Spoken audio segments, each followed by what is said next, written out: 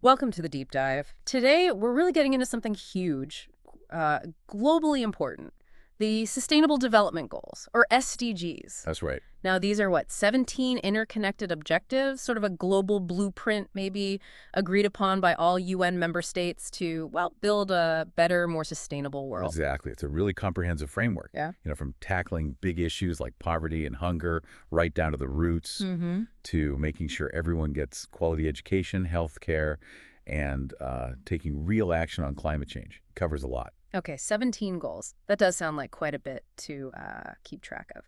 But why are they considered so vital for, well, for progress? Well, what's really crucial, I think, is how they're all linked together. You Yeah. can't really tackle them in silos. Right. Progress on one goal can actually boost others. So, for instance, if we make headway on SDG 2, zero hunger, the benefits ripple out, people's health improves, kids can learn better at school, local economies get stronger. But the flip side is true, too. If people are hungry, it really holds back progress on other things like education or gender equality. Ah, I see. So it's like a web almost. Pull one strand and it affects the others. Could we maybe look at a few specific goals just to understand the stakes, where we are right now? Absolutely. Let's start with SDG 1, no poverty. The tough part here is that after making steady progress for years, the COVID-19 pandemic actually pushed extreme poverty back up in 2020. Oh, wow. A reversal. Yeah, exactly. And it hit vulnerable groups the hardest. It Yeah. just really highlights how much we need strong, adaptable social safety nets.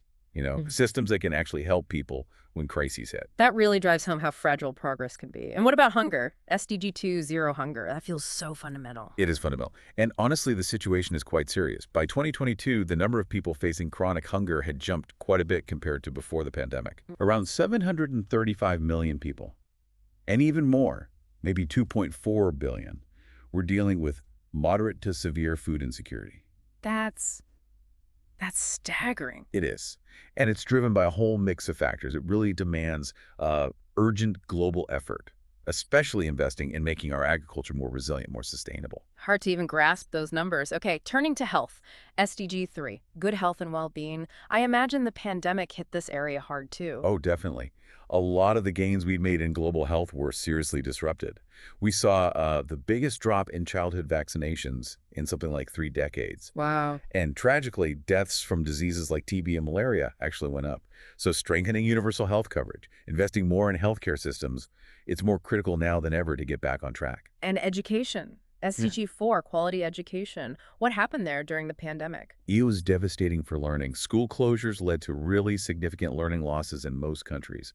And without, real focused effort now, millions of kids might stay out of school lacking basic skills. That's a huge potential loss. It is. So ensuring free primary and secondary schooling and also tackling the digital divide, the gap in access to tech and internet, those are huge priorities. It's clear these core goals are facing massive challenges. What about other areas like gender equality, clean water, energy? Right. SDG 5, gender equality, shows we still have persistent gaps. Women often earn less, carry a much bigger load of unpaid care work, which the pandemic made even worse. Mm-hmm. And sadly, we've seen increases in gender-based violence.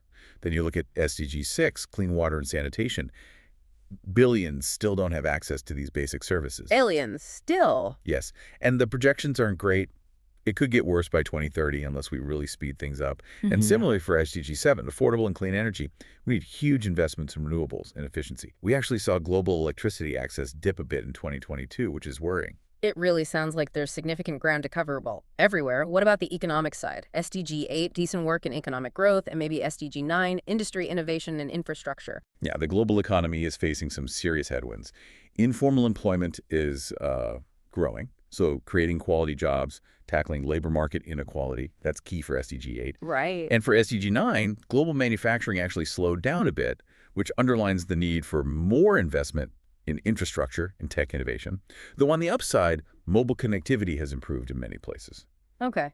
And the broader societal goals, like SDG 10 on reducing inequalities, SDG 11, sustainable cities, and SDG 12, responsible consumption. Well, SDG 10 is all about making growth more inclusive, both socially and economically, and tackling those gaps between and within countries. Okay. SDG 11 focuses on the challenges of cities growing really fast, the rise of slums or informal settlements, and the urgent need for sustainable urban planning, better public transport, that kind of thing. Right. And SDG 12 points to some stark realities, like how much food we waste, the explosion of plastic pollution, and just the need to use resources much more carefully. It's such a comprehensive view. And then we have the environmental ones. Climate action, SDG 13, life below water 14, and life on land 15. Yes, and they're critical. Yeah. On SDG 13, greenhouse gas levels are at record highs. We urgently need that shift to net zero. Urgently. Absolutely. SDG 14 highlights threats like overfishing, pollution, ocean acidification. Our marine ecosystems are really under pressure. And SDG 15 deals with the continued loss of forests and the need for sustainable land management.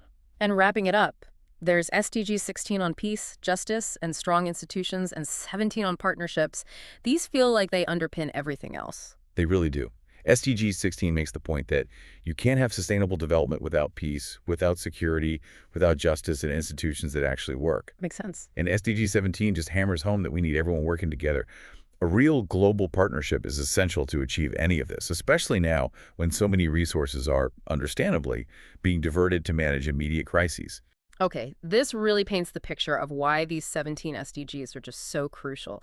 They're tackling these massive interconnected challenges that affect, well, everything, our lives, our planet's future. Now, let's shift gears a bit.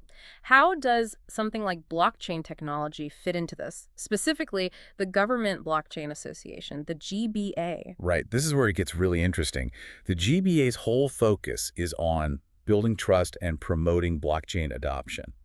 And when you think about it, that directly supports several SDGs. How so? Well, blockchain itself, as this shared digital ledger that's really hard to tamper with, it has potential to help solve problems across loads of different areas relevant to the SDGs. And the GBA developed a specific tool for this, didn't they? The Blockchain Maturity Model, the BMM. Exactly. The GBA created the BMM, and it's quite unique. It's a framework designed for both government agencies and private companies. Okay. Its purpose is to help them understand, develop, and improve their blockchain solutions over time. It gives a consistent way to measure how robust and reliable a blockchain system actually is. So how does this BMM practically help build that trust and support the SDGs? What does it look at? It examines several key areas. There's governance, looking at effective management, who has access, verifying identities. Then privacy, making sure data protection needs are met. Integrity is about automatically checking data trustworthiness, preventing unauthorized changes. Right. Security aims to minimize risks across the whole system. Consistency and finality ensures the distributed records are reliable.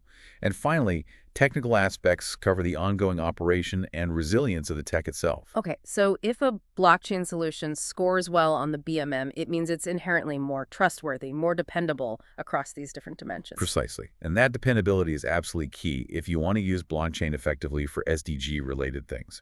For example, think about secure digital identity.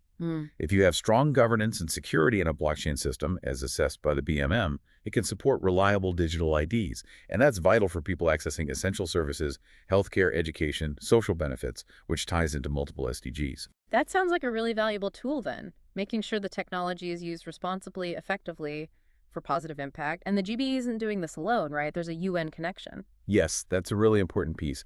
The GBA works closely with the UN IGF DCBS. That's the UN Internet Governance Forum's dynamic coalition on blockchain assurance and standardization. Okay, quite a mouthful. It is. But basically, the BMM is a cornerstone of this UN effort. The big goal here is to build global confidence in trustworthy blockchain systems. Right. A long-term vision includes maybe having a UN directory of trusted blockchain solutions to help people sort the credible projects from the, well, yes, credible ones. That could be really significant for bringing clarity and legitimacy to the space, especially linking it to global development goals. Okay, let's make this even more concrete. Can you give us an example? A GBA member organization that's putting this into practice, aligning with the SDGs. I think we were going to talk about EazyBot. Yes, EazyBot is a great case study here. They're a GBA member, and they operate in the cryptocurrency trading world.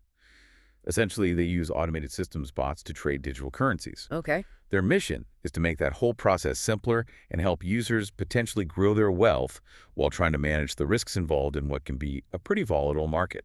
They point to a strong track record of profitable trades and significant trade volume handled through their platform. So, crypto trading.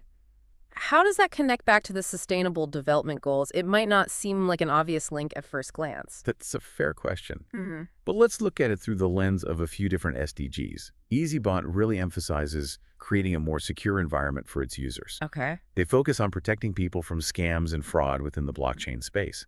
Now, that focus on security and building trust, that lines up pretty directly with SDG 16, peace, justice, and strong institutions. It's about fostering reliability in the digital asset world. Ah, I see that connection. Building trust in financial systems, even new digital ones, is part of strengthening institutions. What other links are there? Well, they also provide a lot of customer support and educational resources, things like live support, learning materials. Mm, This commitment to making sure users are informed that they can improve their financial literacy and understand the markets that directly supports SDG 4, quality education. right, providing tools and knowledge for financial empowerment. Okay, I see that link too. What about, say, economic opportunities? Good point. EasyBot has community reward programs. These give users room to earn additional income, sort of alongside their trading. You could link this to SDG 8, decent work and economic growth, by providing these avenues for supplemental earnings. So creating pathways for income generation contributes to the economic side of things for their users. Exactly. And beyond that, EasyBot makes a point about its corporate transparency and accessibility, being open about how they operate. Hmm. That aligns with broader principles of good governance and accountability, which, as we discussed, underpin progress across many SDGs. Right. And importantly, their membership in the GBA signals their commitment to these trusted, standardized practices in the blockchain world, which again ties back to the whole SDG agenda through the GBA's work with the UN. That's really fascinating, seeing how an organization in the crypto space can actively connect its work, focusing on trust, education, community, back to these big global goals, and aligning with frameworks like the GBA's BMM and that UN link. It really shows that achieving the SDGs isn't just down to governments or huge international organizations. Hmm. Individual companies, even in newer sectors like crypto, can play a real part by embedding these principles into how they operate. This has been incredibly insightful, really digging into why the SDGs matter so much and seeing how organizations like the GBA and members like EazyBot are actually contributing to this massive global effort. It's clear these 17 goals aren't just aspirations, they're a practical roadmap for tackling these really tangled challenges we face. Absolutely. And the GBA's work on trusted blockchain, plus the EasyBot example, it really illustrates how new technologies can be, well, harnessed for good to help push the SDG agenda forward. So, as we wrap up, maybe something for you, the listener, to think about. How else can emerging technologies like blockchain be used to tackle the complex problems laid out in the SDGs? And what role can we all play as individuals, as organizations in this global push? We definitely encourage you to explore the SDGs further and look into the work of the Government Blockchain Association. Thanks for joining us for this deep dive.